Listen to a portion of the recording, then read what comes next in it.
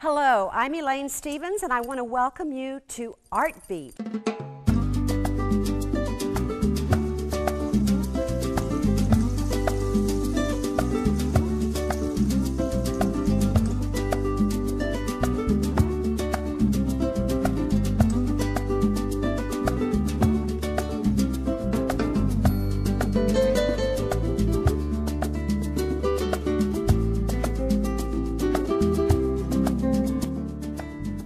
Welcome to Art Beat. As you can see, Biloxi is welcoming you as it did pre-K before Katrina, thanks to the beautiful artwork of Mike Koskie from Jackson.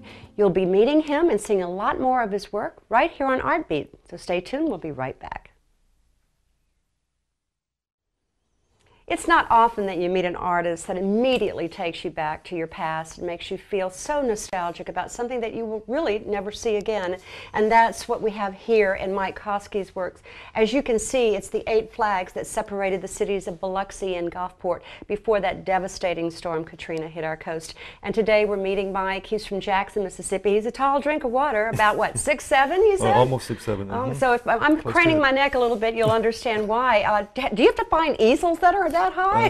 Not yet. Usually I just put them on, sit on the stool and look at them. Well, I just want to say thank you. Thank you for creating something like this. We're at Teresa's Gallery in Ocean Springs. If you want to come and see this and get a glimpse of something you won't see anymore on our coastline, this is remarkable. How did you come to create that?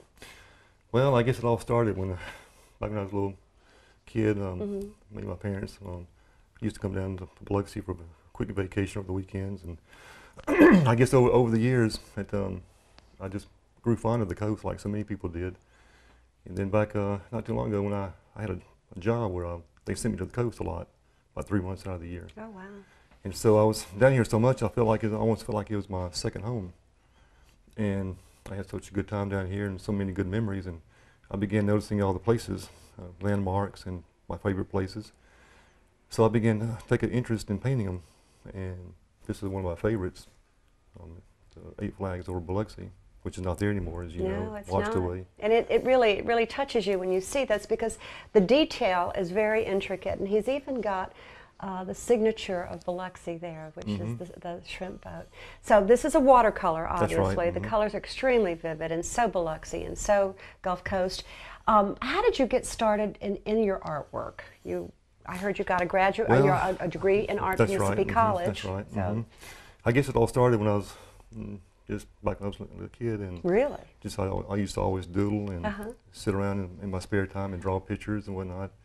Then just kind of grew from there. And then when I took courses in school, when I began painting, I remember my first watercolor class. I liked it so much, I stayed with it, and I just stayed with it ever since then. And I used to do local scenes, which I still do where I live in Jackson. But I guess I spent so much time down here that I just, for some reason, just liked doing paintings of the coast. Well, it's magnificent. Had such an interest. Yeah, I mean, are you and the water are very joined together, it seems, because the other scenes that we have here are not from Biloxi. They're of Caribbean areas. That's right. But they are totally magnificent and very detailed as well. I mean, you must have this affinity for being near the water. I think I do, yeah. I'm pretty sure, yeah, because I've always liked swimming, and I've always just, for some reason, been like around the water. And so this is the Bahamas? That's right. This is a private residence in Nassau, Bahamas, that I did. No, I just saw the movie Sweet Bird of Youth with Paul Newman. It's a Tennessee Williams, obviously. He's a Southern writer and Mississippi writer. And there was a scene that was somewhat like this. And I'm wondering, I mean, it's almost like you captured that. It might be, I don't know. Might have been that. Although it was supposed to be Mississippi, but you never know where movies are shot sometimes. But it just reminded me of that so much. And then this one down here is in the Caribbean as well. That's right. That's the regular, kind of I guess you could say, generic Caribbean scene with the sailboat in the background, a little summer house in the foreground. Just kind of a secluded place that you would see a lot in the Caribbean places.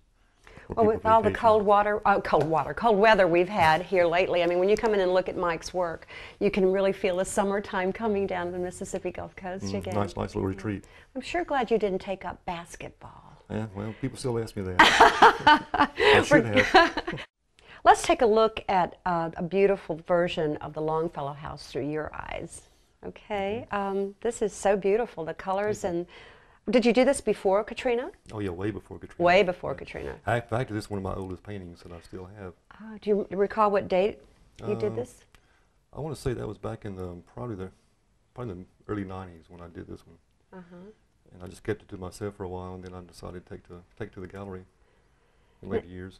Now, I noticed that of all the works that I've been seeing here at Teresa's, this is a little bit different subject matter. I mean, a lot of your work has water in it, and this one is on the water, obviously, but it's out here somewhere, That's right. Mike. We can't see it. Right. So what prompted you to do this one? Well, I've always liked architecture and structures, which I have a lot of that in my Gulf Coast pictures too, a lot of landmarks that I do, that I told you about. And I've always just found it interesting in a house, the Longfellow house. Going back when I used to work down there, that's one of the places they would send me sometimes with Pascagoula. And way before Katrina, when this was during the '80s, I used to stay there some. They used to have some cottages. Yes, they did. I remember some that. lodges right there on the premises, and I stayed in one of them off and on.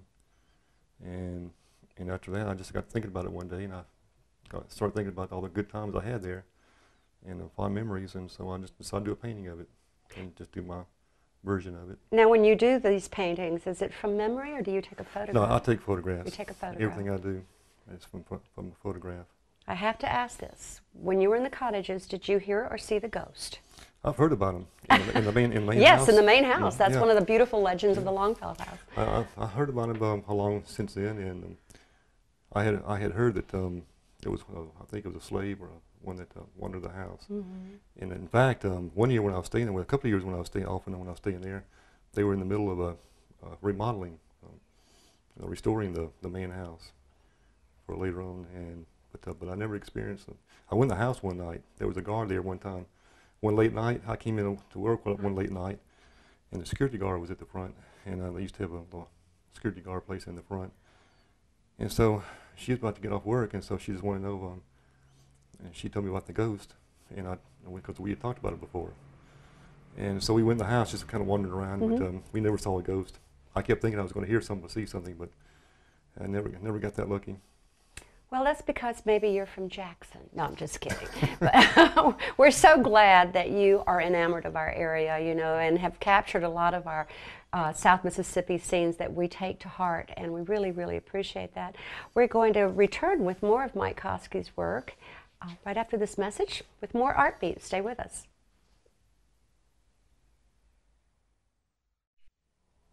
Well, Mike Koskie has certainly made it easy for us to see this beautiful work and to travel back in time to our Biloxi coast with scenes like we saw earlier of the 8 Flags. But here's another one, Marine Life. And it's a watercolor by Mike Koskie from Jackson. At least we didn't have to take Art Beat all the way up to Highway 49. You came to us here at Teresa's gallery. Thanks, Mike. So when did you do this?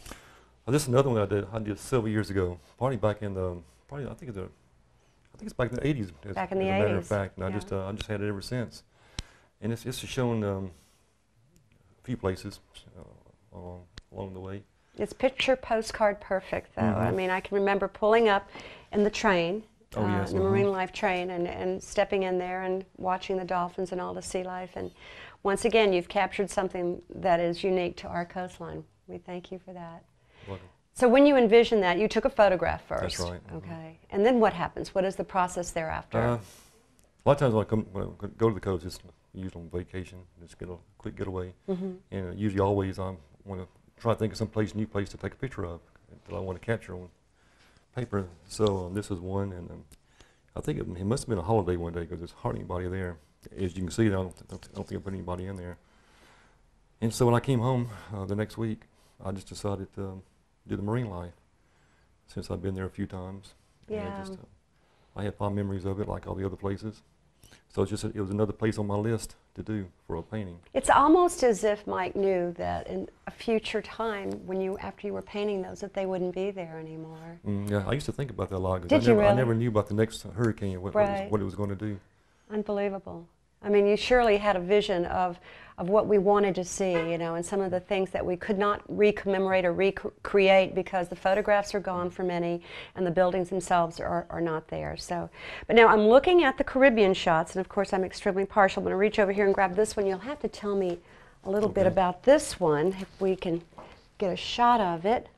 And it is a beautiful scene. Makes me want to go on vacation, take a little bit of a trip away from Biloxi for a change. Oh, so where was this, Mike? that's another place in Nassau, Bahamas. That's the old British Colonial Hotel. In the Bahamas? That's right. It's in the old part of the town. Well, the detail of your trees and the water, I mean, you can just almost smell that air. You know? Oh, I know, the breeze and everything. It's just so vivid. So you were down there, I take it. That's right. Yeah. So again, you took photographs and. That's right. That's from a photograph. Actually, I took that from my window. From your window. That's right. And then the other scenes, I assume that this one here is Biloxi again. That's right. It looks like Deer Island. And those old park benches that are actually the bus stop benches that were along Highway 90. They're gone too. But it's certainly lovely, and it's so wonderful to have someone who, you can tell that you're passionate about our coast and that you understand our lifestyle down here, and we appreciate it. Come out from behind the shadows there, Mike, so we can see you a little bit. Okay. Now, who is your greatest influence when it comes to your work? Do you have a painter that you like to follow? There's so many of them. There's one that when I was learning to do watercolors, his name was John Pike. Pike. He's not around anymore. But ever since I got his book on all his work, I just kind of followed his teachings in the book, and kind of, I don't want to say copy, but I got all my influences and techniques a little bit from him. And I just kind of developed my own techniques from there. So John Pike is one. I had to say Whitewaters. I know you know him, and I've always admired his work. And then there was I think it's William Singer Sargent. I think he did a lot of watercolors back then, and Winslow Homer. Oh my goodness! So you're a classicist at heart in a lot of ways. I guess in some ways, yeah. Yeah, you are. Yeah, I mean, you capture sort of the nostalgic portions of our coast that almost date back as long as my childhood. So you truly have talent. I mean, I can actually feel those moments in the beaches of Biloxi the way you've painted them. So with those influences in your life, what do you see coming out of your artwork heretofore? Do you feel like that maybe you'll continue with some of the... Oh yeah, I think so. There's so many places that you left that I want to do that I haven't done yet. I've probably done about 3 or 4 versions of the Lighthouse. Oh, have you? And everybody knows the Lighthouse. Yes, I wish I had one here to show. I wish you did. Yeah. Next time we do a show with you, you must bring one down. Okay, sure will. Yeah, we'd love to see that. I guess that's one of my favorite places, and then the old, sorry to see it gone, but the Broadwater Beach Hotel. Absolutely, another one. And that's another one that I used to paint. And I probably did about at least 10 versions of that one. And I sold all those. Did you? Yes. Oh my! Now, when you did that, was it with the Art Deco kind of lettering that they had? Oh yes. Now those were the days. I did the original up to the end until right before it was destroyed. But I was surprised because I never thought that I would sell something like that. But I guess people like me, they have so many fond memories of the coast. That's one of the places that they know of and cherished. Now you're showing here at Teresa's Gallery. Where else can we find your work? Well, I did have work at where I live in Jackson, a place called Southern Breeze Gallery. She doesn't have anything right now, but I've been with her for several years, and I've done real well with her. And this is up in Jackson? That's right. Okay. And actually, she's in Madison, a place called, I think it's Renaissance. It's a fairly new place, a real nice place where she has her gallery. So if you're driving up 49 and you're on your way to do some business in our state capital, you can go by Renaissance Gallery. And that's right. It's called. Well, I think that's the name of the place where it is, and her gallery is Southern Breeze Gallery. So now tell me this: is there a website that we can go to and look at your work? You can. Okay. It's changed a little bit, but you can go into Google and just type in my name, Mike Koskie, and the first thing that'll come up is Southern Breeze Gallery, and I have some of my work on there that you can view, and some of them are here. The same ones. Well, it's a delicate form of work, a delicate watercolor, but it's truly nostalgic and wonderfully escapist in a lot of ways because it takes you to a place that you don't go to every day from 9 to 5. Exactly, that's right. Yeah. Exactly. Well, we're going to be back with more Art Beat right after this message, so don't leave. In case you have just tuned in, you're watching Art Beat. My guest today is Jackson watercolor artist Mike Koskie, and we're here at Teresa's Gallery in Ocean Springs. It could be a lot worse, Mike. I mean, look at this weather I know, in perfect day for it. February. I know it, of all days, you know, of all times. Some artists are trying to work in a hot studio because there's snow outside, and look. Yeah, and here we are down here having a good time. I know. Are you inspired again? I think so. You're probably asking how I got this 6'7" man in this little bitty wrought iron chair, but I'm telling you, it's really cozy, and I feel like you've come a courting. Well, there was one piece of work I was very curious about, and it was the one that was remaining in there. And you do have to tell us. It looks like the Bahamas, if I'm not mistaken. Well, no, that's in Honolulu, Hawaii. Honolulu, Hawaii. Okay, I've been there. Yeah. And tell me about. It looks like a private home. Well, it is. You can't really see too much, but that has to do with TV show, one of my favorite TV shows, which still is. Which is? You probably know what I'm going to say. I think I do. Go ahead. Is Magnum PI. Of course. And you are as tall as he is, Tom Selleck. I think a little bit taller. Are you a little taller than I think so. Well, this wasn't his house now, was it? No, that's the house that they used in the show. Oh, wow, I didn't know that. Yes. That's very innovative of you to grab that scene. Yeah. So. My trip over there, I just decided one afternoon just go take a peek and just take a picture of it and just do a little watercolor of it. Now, do you ever get enticed to work in other forms of art, like perhaps oils or acrylics? Or? I used to do oils a long time ago, but for some reason I just kind of got away from it. And excuse me. Well, so what prompts an artist to stick with that one medium? I don't know. I still like doing oils. Really? But I guess one reason is because when you do oils, you have to have a pretty big facility, right? You know, and whatnot. And, of course, it gets a little messy sometimes. But I mean, I kind of like that in a way. But for some reason, I just started watercolors when I took a watercolor class in school, and I just, for some reason, just stuck with it. Now, where did you grow up? I grew up in Jackson. You grew up in Jackson, and right. You've been there all your life. Oh yeah. So now, when you travel, you travel on business, obviously, but do you always take your art to heart and take it with you? Sometimes I do, and sometimes I don't. I guess it just depends on the kind of mood I'm in. Yeah. I mean, I guess maybe most of the time I do. If I see something really interesting that that catches my eye, then I guess that's when my interest comes in to want to do a picture of it. Well, I'm very interested in what you're going to paint while you're down here on this trip. Do you think you'll be creating something wonderful for us? Probably so. Probably what I do is just like I usually do. I just maybe tomorrow, if it's a good day tomorrow, just kind of go around and take some pictures. Get one of those little disposable cameras. Yeah. I use those sometimes. Is that what you do? Yeah, oh, wow. They do a remarkable job, all those cameras. And that's probably what I do tomorrow. If it's a nice day, I just go around and maybe try to think of some new places that I haven't done, and probably maybe some places around here. Now, Ocean Springs obviously is just an artist heaven. I mean, as far as the work that's being done here, the work that's being sold here. When you come here, do you take in, say, the Walter Anderson Museum or go there for other influences in your life? Well, I shouldn't say this, but I haven't been there yet. Naughty boy. I know. We must correct that. I know. Actually, I keep wanting to go by there, but for some reason I just I guess I have so much else in my mind, I just kind of overlook it. Well, it's good that you have the passion for your art that you do, but I have to say that as we proceed with Art Beat, you know, we talk about a lot of things that happen down here in Ocean Springs, and the Walter Anderson is somewhat like your style. I mean, it has a watercolor, very vivid kind of thing. You need to go look at it because the lost murals are there now, and it's quite fascinating. We will be doing a show there again soon. Oh, good. Okay. So I'll have to send you a copy up there. I may go there tomorrow. Okay. It's too late today, but I may take him up on that. All right. Okay. Maybe I'll meet you there. Okay. All right. Sounds good. You have been meeting and talking with, as I have, Mr. Mike Koskie. He's a Jackson watercolor artist that really enjoys doing reflective scenes of some of our nostalgia down here on the coast, scenes that are no longer thanks to Katrina.